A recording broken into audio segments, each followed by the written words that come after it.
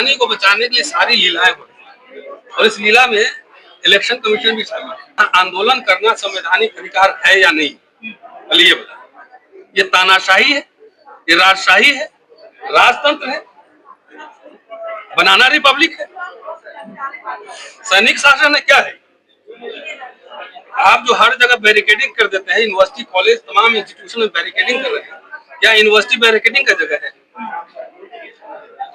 क्यों आपको आंदोलन से डर क्यों लगता है? आप इतने इतने पॉपुलर लीडर हैं, इतने ज्यादा आपको लोग पसंद कर रहे हैं, 24 करोड़ कितना 22 करोड़ वोट आए, कह रहे हैं कि 140 करोड़ के सम्राट। इनको जनता के बीच ले जाके एक्सपोज करना है कि देखो ये फ्रॉड सब है, जिम्मेदारी सब है, ये वोट चोर है, आपका वोट चोरी करता है, जो मर्जी कर लेंगे, हमको लोगों से वोट ही नहीं लेना, चोरी करके सरकार बनानी। तो इलेक्शन कमीशन लोगों को भड़का रहा है, राहुल गांधी नहीं। इस वक्त प्रोफेसर रतनलाल जी मौजूद हैं। तो सर कैसे देखते हैं आप, पहले तो राहुल गांधी ने जो जिम्मेदारी दी है जन जीत को वो, और उसके बाद नेशनल मीडिया जैसे इसे परोस रही है कि वो दंगा भड़काने की कोशिश कर रहे हैं, जैसे नेपाल में जो कुछ हुआ वो भारत में करवाना चाहते हैं, इसे कैसे देखते हैं?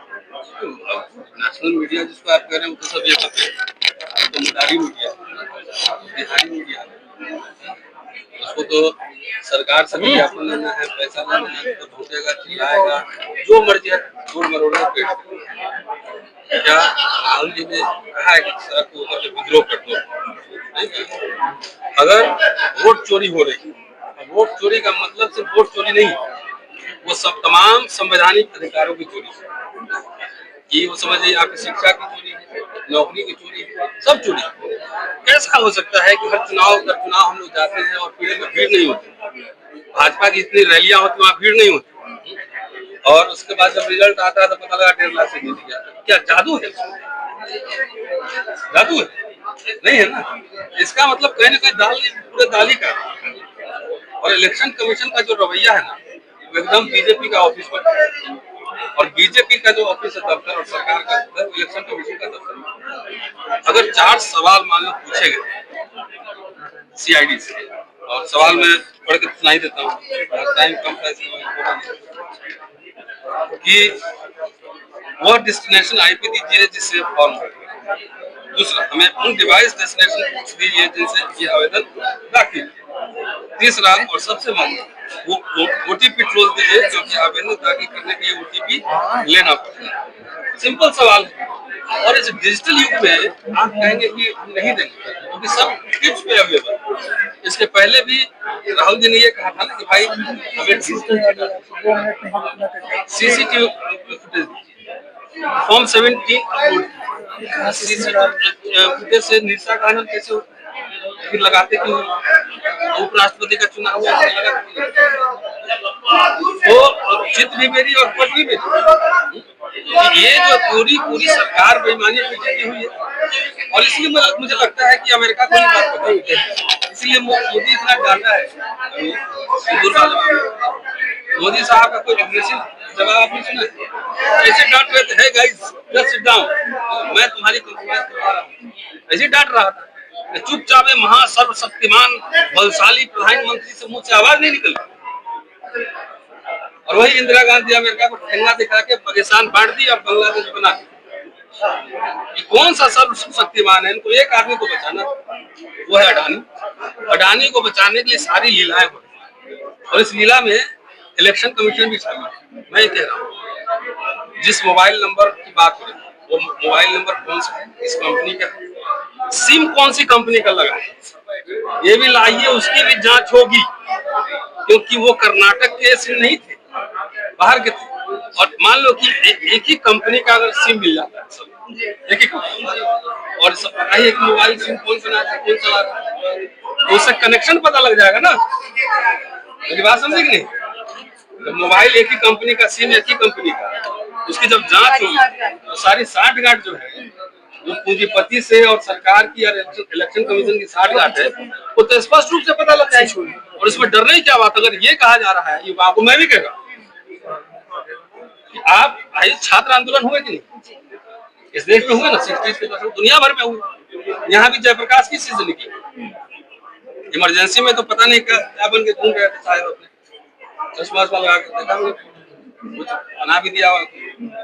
लेकिन यहाँ आंदोलन करना संवैधानिक अधिकार है या नहीं, पहले ये बता। ये तानाशाही है, ये राजशाही है, राजतंत्र है, बनाना रिपब्लिक है, सैनिक शासन है, क्या है? आप जो हर जगह बैरिकेडिंग कर देते हैं, यूनिवर्सिटी कॉलेज तमाम इंस्टीट्यूशन में बैरिकेडिंग कर रहे हैं, क्या यूनिवर्सिटी बैरिकेडिंग का जगह है? क्यों आपको आंदोलन से डर क्यों लगता है? आप इतने इतने पॉपुलर लीडर हैं, इतने ज्यादा आपको लोग पसंद कर रहे हैं, 24 करोड़ कितना 22 करोड़ वोट आए, कह रहे हैं कि 140 करोड़ के सम्राट, 140 करोड़ में कितने वोट, और उसमें से भी कितना हेरा फेर हुआ महाराष्ट्र में सबको पता ही है।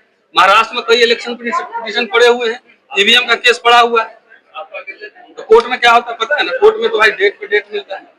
तो जो लड़ाई पॉलिटिकल लड़ाई, अभी कोर्ट नहीं जाना है, अभी इनको जनता के बीच एक्सपोज करना है। जनता की अदालत कोर्ट से भी बड़ी अदालत है, इनको जनता के बीच ले जाके एक्सपोज करना है कि देखो ये फ्रॉड सब है, जिम्मेदारी सब है, ये वोट चोर है, आपका वोट चोरी करके ही। ये तो कैसे हो सकता है कि एजुकेशन आज बात कर रहे थे, इतना लाखों लाख फीस होते जा रहा है और सरकार को कोई फर्क नहीं पड़ा। किसान 3 बिल ले आए, लग रहा था कोई फर्क नहीं पड़ेगा, जीएसटी ले आए, नोटबंदी कर दिए, इनको लगता है जो मर्जी कर लेंगे, हमको लोगों से वोट ही नहीं लेना, चोरी करके सरकार बनानी। तो इलेक्शन कमीशन लोगों को भड़का रहा है, राहुल गांधी नहीं। राहुल गांधी का आह्वान कर रहे हैं कि अपने अधिकार की रक्षा के लिए, अपने शिक्षा, रोजगार, स्वास्थ्य, इसकी रक्षा के लिए जो वोट चोरी है उसके लिए आप आंदोलन, आप बचाइए संविधान। ये संविधान की डकैती है, लोकशाही पे हमला, इंडियन डेमोक्रेसी पे हमला, ये कॉन्स्टिट्यूशन पे हमला, इंडियन रिपब्लिक पे हमला।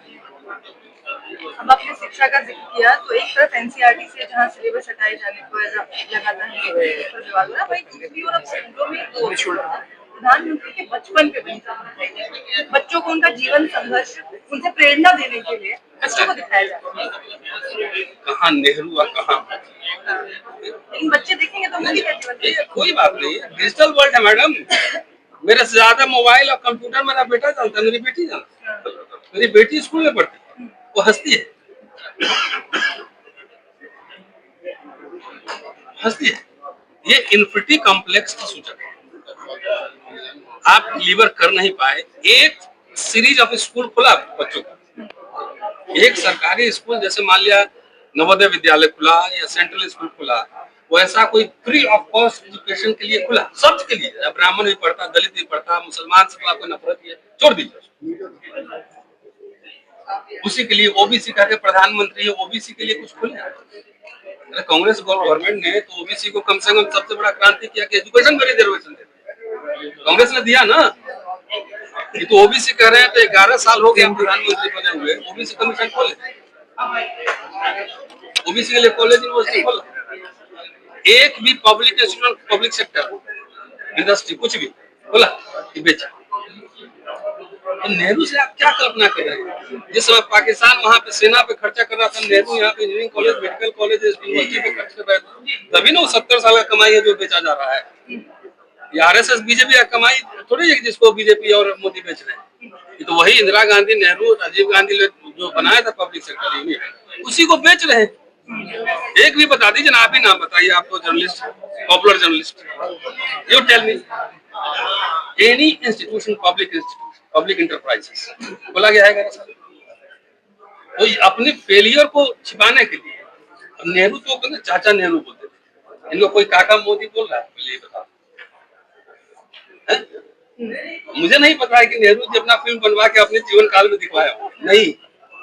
लोग आदमी थे यार, यूरोपियन लिबरलिज्म, सोशलिज्म कहाँ कैमरे से पढ़ के आया हुआ आदमी, इस आदमी का डिग्री का ही पता नहीं। इलेक्शन कमीशन कह रहा है हम डेटा नहीं दिखाएंगे, अब मोदी जी कह रहे हैं कि हम डिग्री नहीं दिखाएंगे। दोनों में क्या जी हाल, क्या कहलवाएगा? किस किस तरह के डिसीजन आए हैं नहीं समझ पाए। तो मोदी जी आप कोर्ट से पहले तो आप दिखा देते हैं, दिखाया तो था अमित शाह ने, अरुण जेटली ने, सब फर्जी था, दिखाइए। और यूनिवर्सिटी में कोई आपका दोस्त नहीं है, आप किरोड़ी में कॉलेज में पढ़िए ना, अब 20 साल बाद भी जाएंगे तो आपके 4 दोस्त मिल जाएंगे। जो नियमित होता है कोई बैचमेट होगा, कोई टीचर होगा, कोई प्रिंसिपल होगा, दोस्त होंगे, दुश्मन होंगे। कोई तो होगा। इनका एलुमनाई में दिल्ली यूनिवर्सिटी में नाम था, जाके पूछिए तो जरा। ये सब पूरा फर्जीवाड़ा है। इसलिए युवाओं जागो, अपने शिक्षा रोजगार के लिए जरूरत पड़े तो सड़क पे भी आओ और वोट चोरी के खिलाफ संघर्ष जरूर करना है। शुक्रिया।